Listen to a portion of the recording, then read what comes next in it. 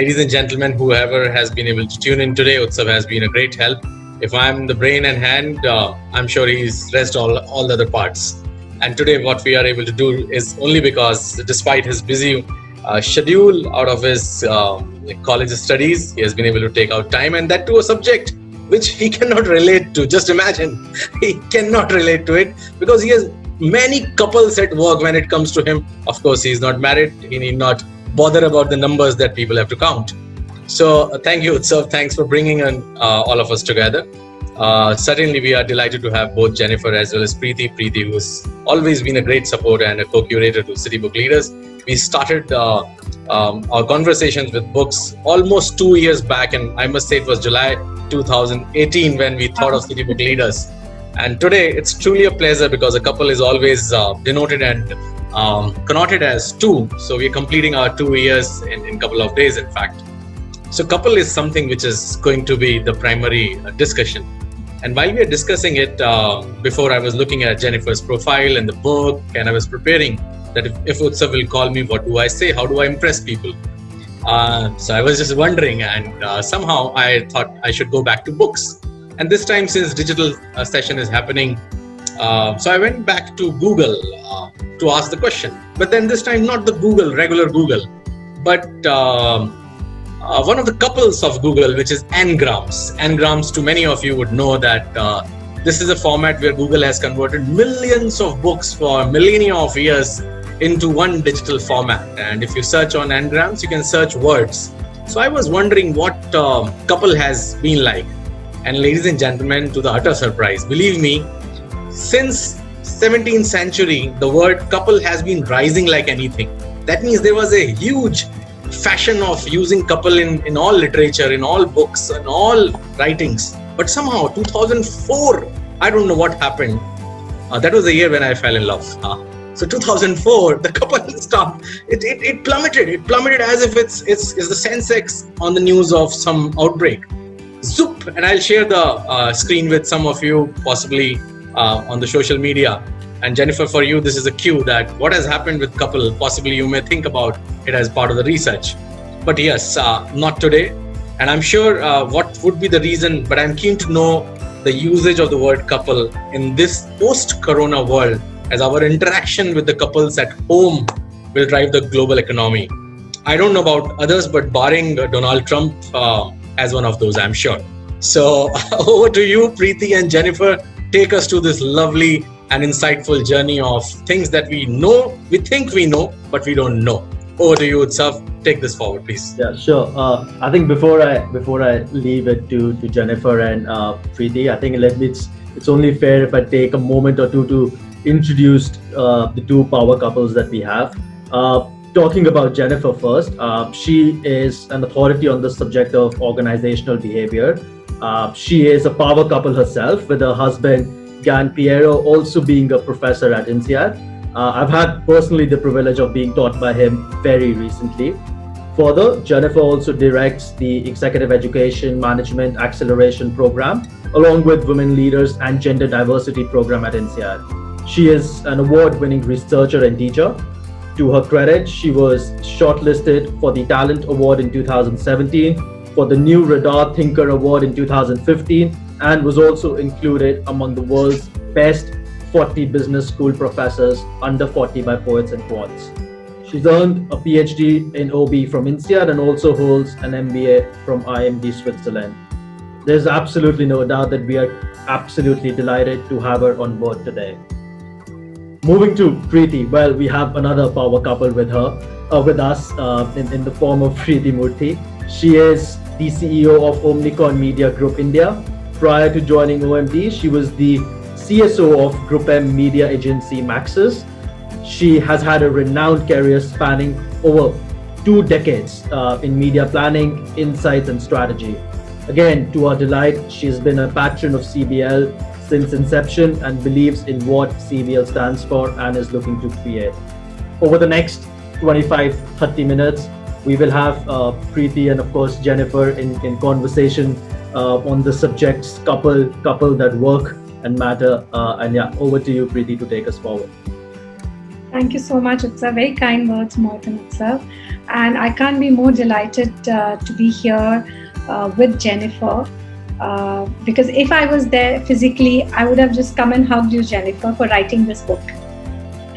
So I would have loved that. Because to all the participants and viewers out here, it's a must read for all couples who are working. And just 20 years of my life just flashed in front of me as I read the book. My husband hasn't read the book as yet, but I'm going to insist that he reads next. This book is very interesting because you've actually told the life of many of us. And I realized as I was reading it is that I'm sitting here in India and you've taken cases of people from other countries, right? Definitely not from India, but it's so true for us too. Couples that work together, how do they balance? How do they make it work? How do they progress together? How do they hold hands and partner together? This has been a debate in this modern era. What made you write this book? It's a great question. I think, to be honest, part was my personal struggle.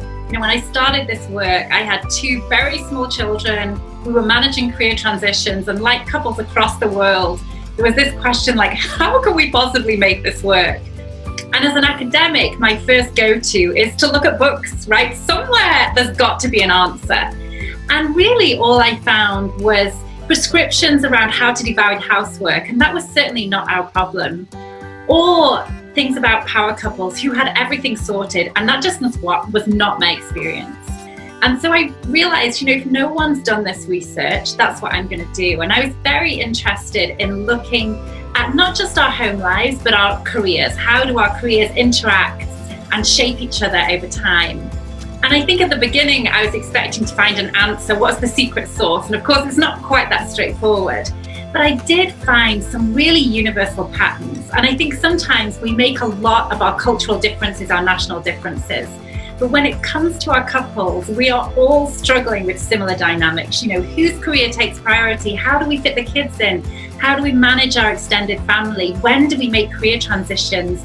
How do we keep all those balls juggling? We are all dealing with the same things.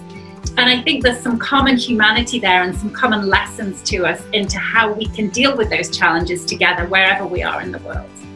That's so amazing. That's so amazing. I'm glad you went through the churn to write this book for people like us. In this book, you mentioned about these 3 phases of transitions, right? And currently I'm at stage 2, I think.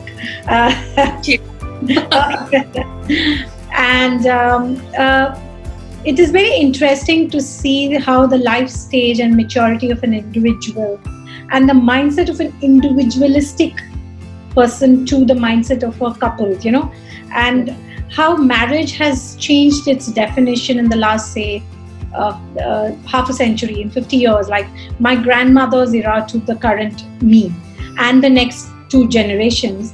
I think there is a whole shift on how marriage is defined for a working couple, And in that perspective, what do you have to share about how do you see it in other markets and what you observed amongst the couples that you interviewed? I think you're right. And I think it's a really interesting trend which has happened across the world. If we think back 50 years, maybe more, maybe less in some countries, marriage was very much seen as a collective affair, a joining of 2 families, you're part of an ecosystem. It's become a lot more individualistic across the world, more so in some countries than others, but that trend has gone that way. And there's been a lot of emphasis, particularly when we're bringing up our children, and I know this is true in India as well, when we're bringing up our children, we want them to be independent, we want them to stand on their own 2 feet, we want them to carry the world on their shoulders. Well, they're lovely ideals, but that's not really how human society works. Right? We work by being interdependent and by being part of family units who rely on each other. And I think for that first transition, what a lot of couples struggle with now is that joining of the 2 independent minds, right? I've been trained from a small child to do everything myself, to take responsibility. And suddenly I'm in a couple and, well, do I rely on you? Is that okay? How do we really fit these things together? So I think these are really big questions we're facing. And while they can look practical questions, how do we manage and divide our time? They're also philosophical questions. What is my mindset about marriage? How do I think of, is this a joint endeavor or is this a kind of trade-off, right? You versus me, and how do we make it?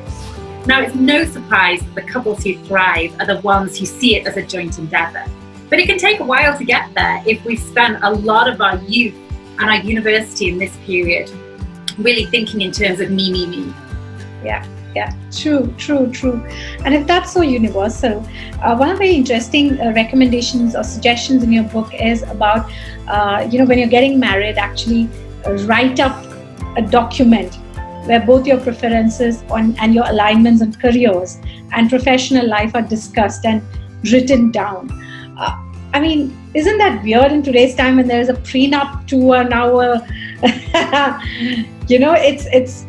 It sounds logical, but when there is love and emotions, or in Indian case, there's a lot of arranged marriage. Is that the new norm that's setting in the world now? I'm not sure it's the new norm, but I certainly think it should be. I think sometimes we get a little bit carried away with this romantic notion of love, that we fall in love and then, just like the Disney princess, everything should be fine. We live happily ever after. That's not how life works. To make a couple work takes a lot of work. And I think traditionally we were very much in the mindset that we needed to sit down and think about, how is this going to work and how are we going to combine our lives? And we've kind of thrown that logic out of the window, which is not very helpful. So I certainly know, in Europe, there used to be a very strong tradition that you weren't allowed to get married until you'd gone through lots of sessions with your local priest, who would sit down and you'd talk about children and work and everything else. And that was the normal, and we've thrown that out. And I'm sure in India as well, traditionally, there was a lot more conversations around how this would work. Nothing. We've moved away from that, and that's not very helpful. Yeah. Now, equally, this is not about writing a prenup, right? And it's not about signing something in blood.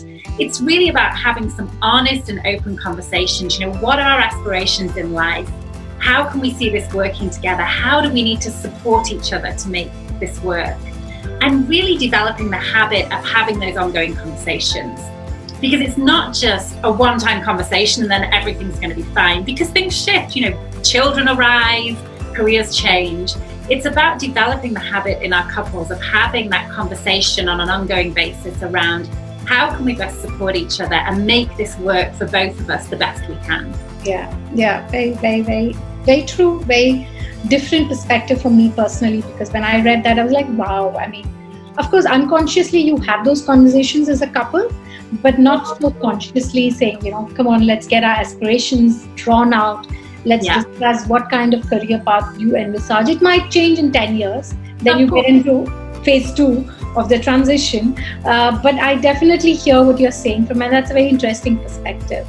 Yeah. And I think what's really interesting is very often young couples who are starting out are great at having those conversations. They're dreaming big, they're thinking of the world, and then life gets busy. Some children come along, maybe we're responsible for taking care of our parents, and we forget to keep going with those conversations.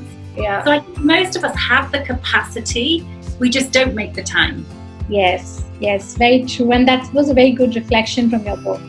Also, one thing I found very interesting in the book, before I ask the question, this is for the audience. After this, I'm going to open up for questions parallelly. So please type in your questions so we can unmute you and you can ask the question to Jennifer directly. So my question before opening up is, you wrote about this case study of this couple in phase 1 of their transition, where finally they sat out together and, color-coded cities from which they can work together. And I think India is going through that churn as well, where people are transitioning. I myself got married in a different city. I was living in Mumbai with my husband and my husband's job. We moved to Delhi, and I think I cried for a week before we finally made the move. Now, it's been 14 years since I'm in the north of India. I don't think I'm going to go back to Bombay for sure.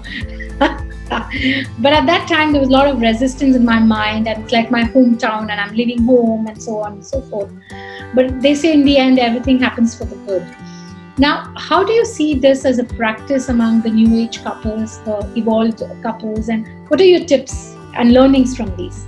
Yeah, I think, location is a really difficult issue, because we're not just talking about geography, we're talking about home. Yeah. Where does our heart lie? Where feels like home? Where do we feel we can thrive? And these are really big questions.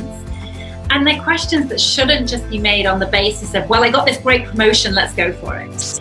Because of course money is important, but it's not everything. You know, we want connections with our families, a community, this kind of thing. So I think it's very important when we think about location that we really think mindfully about what location means to us. And I think this couple I was working with had this great idea of literally printing off a map and circling those places. Could this work? Why yes, yes or no? And I just think it's a nice little trick to get us thinking about those locations and thinking about why might that be attractive and why not. And it's much more helpful to do this before we're faced with an actual opportunity. Because once the opportunity is on the table and we get excited, well, it's a great promotion and it's a fantastic company, we can make that jump without really thinking about what that might mean for us. Yes. The other thing to think too is we never quite know until we get there. So I think this isn't about closing your mind. We need to have an open mind, just like your experience. You were very fearful at the beginning, but now it sounds like you're loving it. So we can change, but the more mindfully we go into those decisions, the less likely we are to regret them. Yes, very true, very true. And I have so many interesting snippets from the book that I can ask, but I'm going to open up to the audience.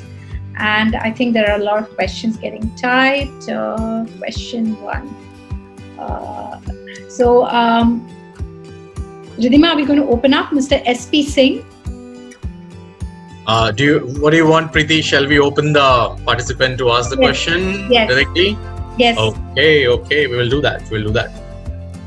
Mr. SP Singh, we are opening up your mic. You may please ask your question. Mr. SP Singh, since I know him, let me tell everyone that he comes from a HR fraternity from a very large PSU in India, public sector undertaking in India.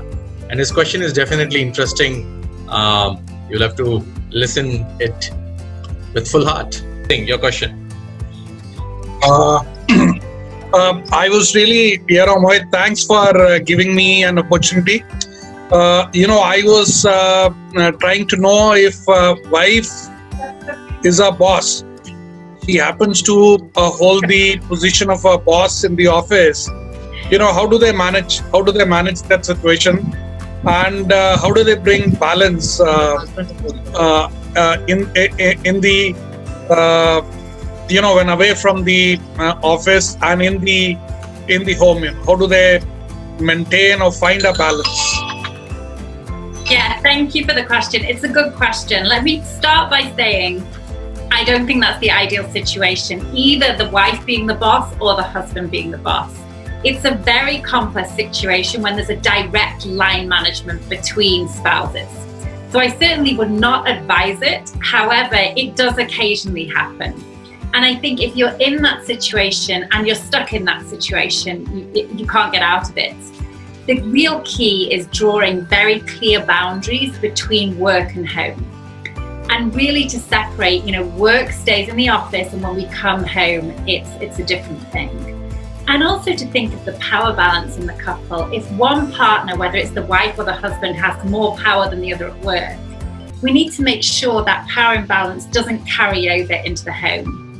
Now, interesting, when we look at couples where the wife is more powerful at work, what we see in the home is often that reverses quite sharply. So there's a very interesting study that shows when wives out-earn their husbands, they actually do proportionally much more housework than the wives of husbands who earn less. So we do see couples make these compensatory moves. We just need to be careful to really keep those domains separately. But certainly my main advice would be find a different reporting line, because at the end of the day, that's probably not going to lead to a very happy couple life or a working life either. Yeah, thank you, Jennifer, for your perspective. I think it has given some answers to my wife who's sitting beside me, and this was her question, Okay. Is she your boss? I'm glad you clarified. You just saved yourself or possibly you might have your dinner tonight. Okay. Thanks, Mohit. Thank you, Jennifer. Priti, you want to take some few more questions, or you want to continue with the discussion? So I'll ask one more question. Yeah. I think the two more questions. We'll, I think, wrap up that first. This is an anonymous person, so we can't open them up, but I'll read the question out. What do you suggest to couples that work in the same career field of roughly the same level? How do you manage the fact that we are under similar pressure? It's a really interesting question. And what I find in this situation, and there were quite a few of the couples I researched who were in this situation, was it's a bit of a double-edged sword. So on the one hand, it can be really helpful because we have someone who really understands what we're going through.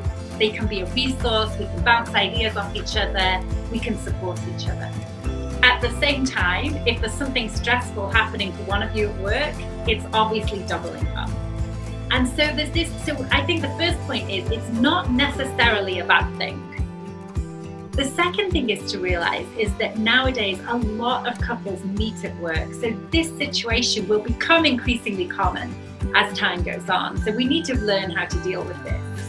And I think, again, it's a little bit back to boundaries. Where do we draw the line between home and office? And I think this is a question for all of us. I think work is seeping into our lives in a way that it didn't do, especially now when we're working from home. You know, I've got my kids on the other side of that door doing a little bit of homework. I'm sure many of you do as well. And there's this real merging of work and life. And honestly, it's not very healthy in the long run. So I think couples who work in the same area just need to be really mindful around where does work stop? Where does work stop at the door? Now, it can be helpful to have a rule around after a certain time at night, work is a no-go topic. Or right now when we're all in our houses, work happens in certain rooms in the house, but in others, it's a work-free zone. I think we really need to think mindfully about keeping these work-free zones to buffer against our stress. Thank you for that. That's very, very eye-opening and very real also. The next question is from Hari. We can unmute Hari. Hi, Jennifer. Hello. Hi. There is a lady called Anne Mulcahy, who was a Xerox CEO. So I met her way back in 2006. So at that point of time, she had two sons, one I think 17 and 15. Yeah. So I was asking her the question, so how did you balance out? Because she comes to the office at about 7 a.m. in the morning. So answer she gave was, Mr. Mulcahy, her husband, he took a back seat. That's how Anne could grow up to Xerox's CEO. Do you see that as a trend today, even now, or is it balanced out in a better way? It's a great question, and it really depends on the organization. And I think what's happened is they've adopted the traditional model just in the gender reversed way. You know, she's pushing forward on a career and he's staying at home.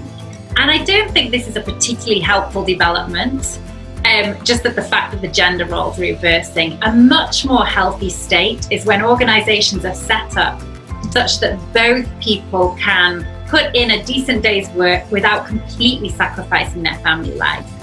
And I think this gets onto the conversation that Priti and I, before we talked about, maybe we should get to this conversation around what can organizations do to support working couples. The reality is now, when we look at the younger generations, men and women both have ambitions to work hard and have good careers, and they're ambitious to spend time with their children and be active in their family lives. And organizations have a really big role to support that. It's around how do we define our roles? How do we make sure that people have the support they need? That it doesn't take working from 7 in the morning to 10 o'clock at night every day to reach the top of the tree. And this is where organizations are changing, but probably not fast enough. So I think we're moving away from that model slowly, but there's a long way to go. But I think that's really what we're seeing is the healthy development in organizations. Wonderful. Thank you. And I'm going to ask more on that topic in a while. We have a next question from Mr. Karnatak. If somebody can unmute him. Yes, sir. We can hear you. If you can ask your question. Okay, good. So, Mohit, in fact, I have developed a model that is called web management. Web mean because as senior leadership, it becomes very difficult to manage everybody, and at the top, everybody is your boss, right? So W is for wife, E is for employee, and B is for your boss in the office. So this is how the senior leadership, they maintain the balance among all the elements. So one is wife. Now I have converted. In fact, I talked to one of our female employee. She told me, sir, this is gender bias. You should do life partner. So lab. Now life partner, employee, as well as boss. You need to maintain the proper balance, and it is really difficult for female employee. I have, in fact, many female employees, they are working with us, and really they find difficult. And particularly, I am particular about how you treat them in the office. How you treat them in the office, it is the employer duty to rather check their pain. If they are in pain, how they manage, particularly in Delhi, they have to come from a long distance, and in the sweat they are coming, and they are managing the office, then they have to keep on smiling, they have to deliver it. So it's a very good session, Mohit, what you have done. Really appreciable. Really appreciable. Thank you very much, sir. So do you have a question for Jennifer? Otherwise, we can get back. No question. I just want to interact with you. Thank you, sir. Priti, Jennifer, please continue. Thank you very much, sir. Thanks. So we will wait for more questions in the meantime. But going back to what we were discussing and what Mr. Karnataka also said, which is about the organization side of couples that work together. When they know, I have a lot in my team, so they're both couples are working, and many a times we assume that the male employee can travel in a jiffy, whereas his wife is actually traveling. Can he come back and say, I have a kid at home, can you just, can we juggle it a bit? Or sometimes they're doing it under duress without telling, because they're worried that the organization might not take it well, and the kid is alone with their support system, whoever it would be, either their parents or the nanny. How much of this should organizations start imbibing as we move ahead in this direction? I think this is really where talent management is going, and it's a very important topic for organizations to address. And I think where organizations are currently going wrong is by imagining it's a woman's issue. This is an issue that we need to support our female employees with. Well, that's just not true anymore, because all of these women will have working husbands. And if they're both in high-profile careers, they'll both need the kind of support. And so when I look at the men under 40, when we look at couples under 40, we actually see in many cases it's the men who are really feeling the pressure, because they're afraid that if they bring up, well, actually my wife's working and I need to stay home with the children, they'll be very severely disadvantaged for that. And actually the data shows they will be. It's not socially acceptable at the moment for a male employee to say, I have work-family issues, and that has got to change, because that's not only harming the male employees, it's harming the female employees as well. And so we've got to start thinking of this as an ecosystem. And instead of thinking, and exactly as the gentleman said before, we've got to start thinking of life partners instead of men and women being so different. And I think there's a number of things organizations can do here. One is definitely around just being more considerate of male workers, which will help the women indirectly. I think another thing is thinking about policies like, let's take flexible working. The gentleman mentioned long commute times. Yes. Many of us are discovering now in lockdown that actually we can do our work pretty well from home. Yes. So why not continue that in one form or another? Now, it's probably not helpful to work from home all the time. And in fact, the data shows that the best balance is working from home 1 or 2 days a week and having some time in the office. But if we could implement that, it would take an enormous pressure off working couples. There are lots of practical things organizations can do that are very low cost, that can really make a difference in the home, which will then make a difference back in the workplace. Because what we see right now is one of the biggest barriers to gender equity at work is gender equity at home. And organizations can be key in breaking that cycle. And this is not just about supporting the women, this is very much about supporting that next generation of men who have very big ambitions at work and also big ambitions at home. And we want to be able to support that as a society. Yeah. Very, very valid point. And in continuation to that, and this is something which personally resonates with me, that I believe it's up to a couple to decide what part of work they share and how, right? Finally, it boils down to that. So it's not about, oh, my husband cooks and I just, sit with a glass of wine, or the vice versa. Because it's there in the book where I think in the second, there's a couple quite mature and both are in high profile roles. Their kids have gone out, they are on their own, but every Sunday the wife irons her husband's shirts for the week, and she says, that gives me joy, that's my way of showing love. So it's ultimately the couple that decides how they want to function. And that's a very interesting perspective of how the gender balance of work versus home comes out. And I think we too often rush to this antagonistic view of work and life, that work is going to damage our couple somehow and vice versa. That's not actually the reality. Many couples out there find their spouse incredibly supportive of their work and really helpful in their work and enjoy discussing things together. And if their home life is going well, they can give much more to work. And vice versa, if things are going well at work, we're more lively at home, we're more engaged with our children, we're more fun to be with. Yes. And so we've got to get away from this trade-off mind. And we also need to think that just because we have big careers, it doesn't mean we don't want to be great wives or great husbands. Yes. I think a lot of us take huge joy and pride in being a really supportive partner. And just because we've got a couple, a career, it doesn't mean we can't be a supportive partner. In fact, very often it makes us want to be even more supportive because of the things we're getting in return. So in the same line, there's a question that's come up. How important is the role of sacrifice in working together? And you've touched upon this in your book as well. So it has a huge role. And I also think it's a question of, what do we mean by sacrifice? I think, I'm very British. Sacrifice is a good thing in my mind, but sometimes we can think of it as a negative thing. And I think it needs to be sacrifice with a purpose. I don't just feel like, oh my goodness, I have to do this for you, but I'm willingly sacrificing because I can see it's helping you.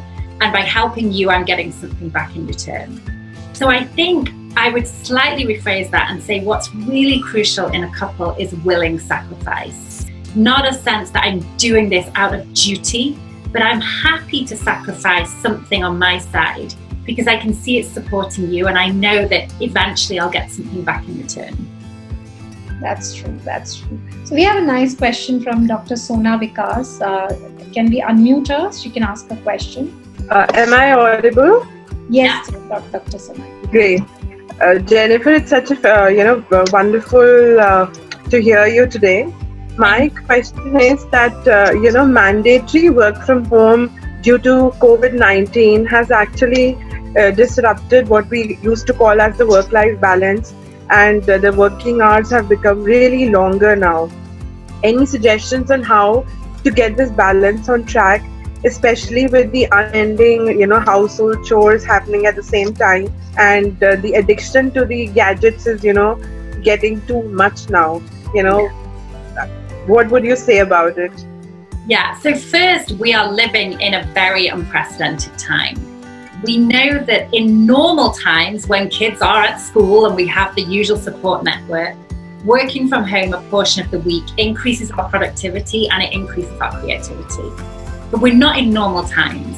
What's happened now is we're forced home working and our kids are also at school, and many of our support system, whether it's nannies, cleaners, whatever, can't come to the house. And so everything's on us. So it creates this perfect storm. And what's happening, just as you said, is two things. One is overwork with work and also overwork with housework. And it's very, very difficult to get out of. So I think there's two things. One is I'll give some advice for this period, but I also think it's important to remember this period won't last. It's awful now, but it will not last. And so right now, if I was to pick 3 top things you should do. One is really sit down with whoever are the members of the household you live with and almost build an emergency plan. How are we going to manage this just very practically? What are the things we can let go of? What are the usual rules we have that we can bend a little to make this easier? Are there things we can do around just the cooking, for example? Can we share? Can we cook batch? What are all these things that can just get us through this period with our sanity intact? There's no way we'll get through this period in a perfect world. We're all kind of struggling through. And I think that's the best we can hope for right now, is to struggle through. The second thing we can do is really think about our relationship with our boss and our employees at work. What we need to do, particularly those of us who manage other people, is really mindfully sit down, obviously probably over Zoom, not physically, with our employees, and try to figure out with them, how can we get through this together? What is the essential work and what can we drop? Do we need to change the times of the team meetings we usually have to make sure that everyone can juggle the family things they need? What are the hours people need to work? And they may shift. They certainly know in my household, we were in lockdown, my husband and I did shifts. I was the early morning worker and he was the early morning homeschooler, and then we shifted in the afternoon. It's very important those of us who are in positions of responsibility take that on ourselves to help others. And in doing that, we'll help ourselves, because I think the more people understand each other's situations, the more mindful we can be. But I think the bottom line is now we're going to need to just do our best. And when we come out of this the other end, try and learn as best we can from it and take some of the things that have worked. But definitely get the kids back in school, get the house help back in the house, and then things will get lighter. Right. Thank you so much. Thank you. So, there's one couple story that there's in the book where they're reflecting, and they are in the later stage of life, where they're saying in hindsight, they went for this home cooked meal always and all do the elaborate thing at home and not buying canned food and tin food. And they spend so much time doing all that rather than spending time together. This is a very similar story of mine as of now, because my husband's like, it's okay, cook a one-pot meal and, don't do the whole drill. And I'm like, no, I want to serve nutritious food. So my motto now is going to simplify my life, because in the long run, nobody's going to remember the elaborate food. But what they're going to remember is the family time and the conversations that we do. Now, in light of that and the organizational side and impact of this is the juggling of early morning, and schools happening from home. What are some tips? Few you've suggested, like everybody sitting together and chalking it out. But how does the couple come to a consensus on this? Because that's where the struggle is always. Yeah. What are your suggestions? I start one step back from that and say, for all of us who have children at home right now, who are maybe older than 4 or 5, this will be one of the defining moments of their childhood. When they're our age, they'll sit around the dinner table with friends. What were you doing during COVID? And what was your family doing? And I think it's really worth us remembering that, because this is where memories are made. And we need to start from the fundamental discussion with our partners. What do our children need from us right now? And it's not what they usually need, right? Their emotional, their physical, their practical needs will have shifted. And I think that's got to be the baseline for any decisions and agreements we make. And what I find within couples is when we get down to those fundamental principles, what do our children need and how can we fulfill them? It's a lot easier to build consensus. Because I think when we start at the practical, you want to cook that 7-course meal and your husband thinks that's really not necessary, you're not going to reach consensus there. But if you start around what do our children need, they need at least an hour with us both every evening where we're really kind of in together as a family, maybe playing some games or chatting. Then it becomes obvious that we need to change that meal plan structure, right? So I think starting from the basics, the principles, those practicalities become a lot easier and a lot less contentious. And that's where we find the consensus. Wonderful. There's lots of questions that's come up. So I'm going to now open it up again. We have a question from Mr. Sanjay Jain. If we can unmute him, please. Hi, good evening. Good evening. Jennifer and Priti, and thanks to CBL for this wonderful topic, first of all. Most of the time, couples have to live without a professional guidance. and they have to just figure it out. Now, what I'm trying to understand is in the book, have you addressed, or the book addresses particularly the couple's requirement at three distinct phases of life? One is the initial years of the marriage, where the requirement is different. Then as you move to a slightly mid-term career where you have young children, and that's also a period where you traditionally encounter midlife crisis. And later on, when your careers are the peak and your children and your career both become important. So the advice cannot be the same, or the requirements cannot be the same at these three distinct phases. Yeah, absolutely. And that's exactly how the book is structured, around these three very phases you've mentioned. And of course, what I find is the challenges couples face at these three phases, as you mentioned, are very, very different. So let's take that later phase a little bit. And this is a really interesting phase, because it's a phase, as you said, where our careers are really taking off, as are our children. Quite literally, they may be flying the nest, starting university, etc. And it gives us a set of options and thoughts that we didn't have before. So it can be a time of immense change in couples. And also, we may have been together for 10, 15, 20 years. And a lot of couples carry a lot of baggage by this stage, maybe some unspoken resentments, some behavioral patterns they've gotten into. And so the things that couples are working through at this stage are very different from the baby phase, let's say, when those new kids have arrived and we're all excited and we're trying to sort of wrestle through all those problems for the first time. And the book is really structured. There's three parts to the book, exactly in these three transitions you're talking about. So yes. Thank you, Jennifer. Thank you, Mr. Sanjay. The next question is from Polami. Somebody can unmute Polami. Polami? Hi. Hi, you can ask your question. Good evening, Jennifer. Hi, Priti. Great session. I'm also hearing with my husband. One of the things, Jennifer, especially from an India context, when we get married and how we are brought up, I have also heard my mother saying a couple of things just after I got married. It's all about compromising. It's all about, it's okay if somebody is low, somebody is high. It's okay if you adjust, these kind of values. Do you think the definition is changing today, because you've been meeting so many people, so many couples, and you are, doing so many research, and I think it's global also about the words like sacrificing and compromising, and today's generation is very ambitious. Do you think there is a new age definition to those old words? That's my question. Yeah, it's a great question, and I'll be very honest with you.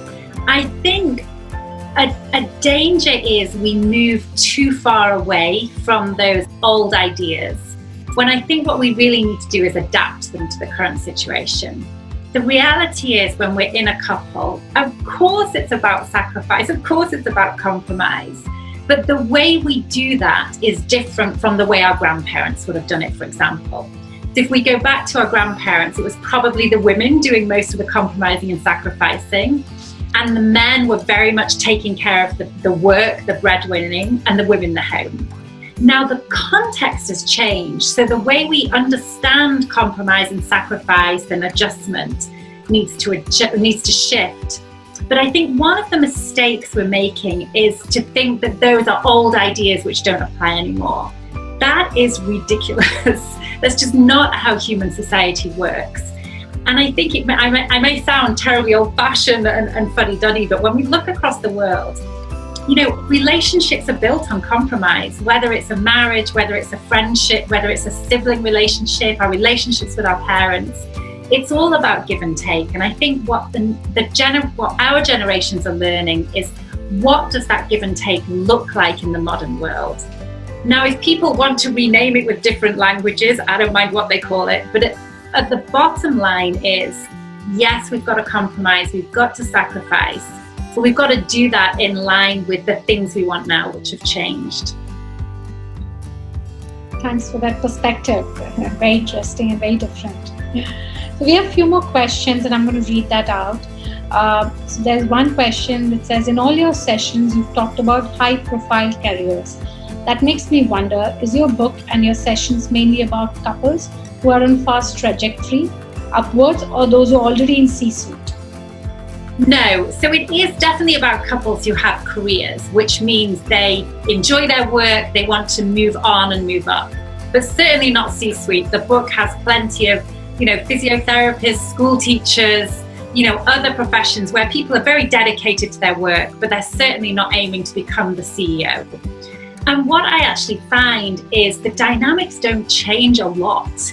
Whether you're really in those high-powered careers, which a few of the examples in the books are, but not many, whether you're in the middle, kind of struggling up the ladder, or whether you're really just starting out or very happy in, say, an expert role where you're never going to be high up in the organization, but you're just passionate about your work. And the real struggle comes between having a career we love and we enjoy, and also having a relationship we're committed to. And the book is very much around the intersection of these. So it doesn't apply to people who just have, quote unquote, a job where they're just going for money and they're not so bothered about that. But for everyone else who has this dual love affair, right, with both their work and their partner, that's what the book is about. So there are some high-profile C-suite, but not so many in the book. Yes, because I've read it through. There are a few case studies like that, but the rest is all, they are struggling and they are going through the churn. And in the same line of questions is the next question. It says, sometimes tensions creep in when either of the two partners face career setbacks over a prolonged period of time. What's your suggestion to manage this? It's not clear. It's clearly not easy to leave work at work when the setbacks always play on your mind. Very true. It's a really tough situation, especially when your partner's career is going well. And what I find in couples in this situation is the couples who struggle are the couples who focus on one side of that polarity. Either they're great at celebrating the successes and they push those disappointments under the carpet, or the opposite, they downplay the successes for fear of making the other person look bad. The couples who do well are couples who can hold both of those things in mind, hold that duality in place. And what that gives partners is the hope that, okay, if I get out of it, it will be okay and we'll be able to celebrate my success. So it's really important that couples don't hold on to both of these and don't compensate by, oh, poor you, everything's terrible, or it'll be fine, one day you'll be like me. It's really important we keep that balance. It's also important at this point that our partner supports us in a way that's not just a sympathetic way, but in a real empathetic way, i.e., okay, this is tough, how are we going to get you out of this situation? So thinking about driving action as opposed to just providing sympathy for that prolonged struggle. And luckily, in most working couples, there are some resources for the partners to think through with each other. What might a career transition look like? What other organizations are out there? And we mustn't be shy about pushing our partners a little bit into those conversations so they can flick out of that difficult, prolonged struggle. Well, very real and very true in many cases. The last question that I have currently is, husband and wife in the same job in different organizations. If the wife is more qualified than the husband, but husband is ahead of the wife financially and in hierarchy, any suggestions? Yeah, so this is often the way, and it's often because women tend to marry older men. It's not always, but very often. And especially in the early years, our financial remuneration is very connected to tenure in the organization. If you take a 30-year-old versus a 35-year-old, the 35-year-old is likely to get paid more just by virtue of their seniority and financial sort of position in the hierarchy. And I think it's really important to recognize that it's not necessarily a personal dynamic. It's not that you're valued more than me. It's, if you're marrying with a big age difference or even a small age difference, something 3 years or more, this will happen. And so I think to depersonalize it is really important. It's not about you and me. This is about just seniority and hierarchy and time in the role and things like this. The good news is that over time, these things usually do iron themselves out. Yes. And a good way to iron them out is to apply for a job in another company. Because what we see is the time we get that big bump in salary that reflects our skills and our qualifications tends to be when we make that move. Now, that's not great news for companies, but companies aren't very good at really rewarding people once they've got them in the organization. And so if you're very worried about this situation, a solution can be to look for a jump, which will probably level you out. Thank you. And this is a very interesting question. Most of the time it is seen that women simply let go of their ambitions and promotions, and let the men rise and grow. How should this be tackled? Yeah, it's a great question. And it's not just in India, it's across the world. And I think that my concern with that statement is that the women let it go. And I think actually there are very few women who just let it go easily or happily. I think this creates a lot of stress for women that they don't want to let it go. And there's two primary reasons this happens. One is inequality in the home. If everything is falling on the women's shoulders, it's very, very hard to continue rising up to the top. It's just too much to cope with. And that's something that all couples can address. And it's not necessarily about splitting things exactly 50-50. You know, the great thing if we're both working is that we can afford a little bit of help around the house to take the pressure off. Maybe if we've got family nearby, they can also help and assist. So it's about thinking of creative ways. So that's the first way. The second is when we use false decision criteria, and this can often happen because of that age gap. So let's say the first child arrives, the wife is, let's say, 4 or 5 years younger than the husband, and the husband will naturally be earning quite a bit more because we just do, given that age gap. And so it's easy for couples to look at that and say, well, it doesn't make sense for me to work because you're earning a lot more, and it doesn't make sense. But this is a false decision making for two reasons. One is we don't just care about money. We do our careers for a sense of satisfaction, a sense of growth, a sense of, you know, agency in the world. Also, over time, once we drop out, it's very hard to get back into a career and earn good money and catch up. But what we find when we look at it is if women stay in their roles, even if they work part-time for a few years, they can quite easily ramp back up and leap on. So we must be careful not to make decisions based on what's happening now rather than thinking in the future as well. Thank you. And Mohit has a question. Mohit. So you want me to ask it, okay? I was not sure whether what category of intellect this question might go in, but this is out of sheer curiosity because we live most of our lives as married couples. So Jennifer, Priti, and to everyone out here, don't you think managing life with someone else should also be taught in schools and colleges? After all, entire economy depends on it. Your views? I do actually, yeah. And I think, I certainly think business schools are starting to try and address this in their classrooms with MBAs. And it's really important because it's not just our economy, it's also our society. Our society is built on the fundamental building block, it's couples. And if couples can't get these things right, then it's a really damaging for society. So what we see, for example, and here's a statistic for you, is the countries with the lowest birth rates in the world are the countries where the inequality between men and women are the highest. Now that's not good for society. It's not good for society at all. And so we can see these impacts really across. So I do think it's a societal issue. And I think in the past, we were actually much better about educating young couples. What does it mean to be in a couple? How do you need to interact? How do we help you? And now we kind of let people loose and think, you know, Cupid's going to shoot you with his arrow and you'll be fine. Well, that's not how the world works. Okay. Great, thanks. I think this also summarizes to what we are trying to do at CBL. We are trying to form some unique courses, and we would love to have this as a course. Jennifer, we'll definitely connect. Priti, Utsav, I think there's one question that has actually come from a couple, and I think we should not miss it. It is Ankit and Garima. Out of all the dozens of people who have joined in, this is only one name, which is actually a couple name, Ankit and Garima. Ridhima, if you can open their mic, and either it is Garima or Ankit who wants to ask this question. Ankit and Garima. I think they're muted.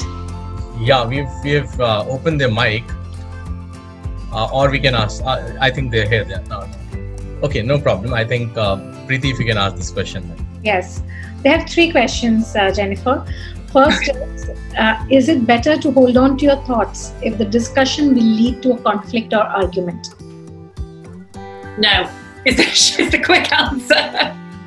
Because what happens is they will just be swept under the carpet until they become big enough that they explode. It's much better to nip things in the bud and just say, you know, this happened and I'm a bit upset about it. Can we talk it through? The longer we avoid it, the bigger deal it becomes. And then it really has the potential to crash your relationship. Yes. The second question from Ankit and Garima is how and when should one share a feedback with the spouse if something is not as per the other person's comfort? This is a bit trickier. Because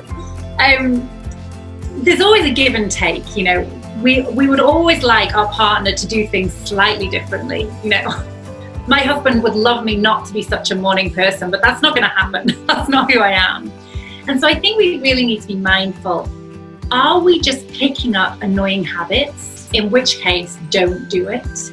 Or is this something that is really disturbing us or bothering us that makes a big difference in our lives? And I think it's a very fine line between those things. And it's a line you need to negotiate carefully because no one wants their partner to turn into their grandmother, right? Who's nitpicking that every little thing. You know, relationships are about give and take, and sometimes your partner will have some annoying little habits. You just need to take a deep breath and get on with it. Third question, if the spouse is helping with household work, etc., should one use words like thank you, it's nice of you, etc.? Will it indicate that it's not a balanced relationship? No, I actually think appreciation is one of the most important things in a relationship. And actually, if we look long term, the thing which most predicts relationship success is kindness. And kindness is about that little thank you, the little gift, the have a lie-in this morning, I know you had a hard day at work. Those little tiny gestures, those little pleases and thank you go an enormous way in couples. So I would say double down on that all the time. Wonderful, wonderful. That's very encouraging. I mean, I need to try it on my husband because I don't think I ever thank him ever. So he's right out of the room and thank him for something. Yeah. He's sitting out and listening this from the outside. For sure, he's laughing. So I think we are on time, Mohit and Utsav. So Jennifer, it was wonderful meeting you like this. I would really look forward to meeting you and your husband when things open up, and fingers crossed we do that soon.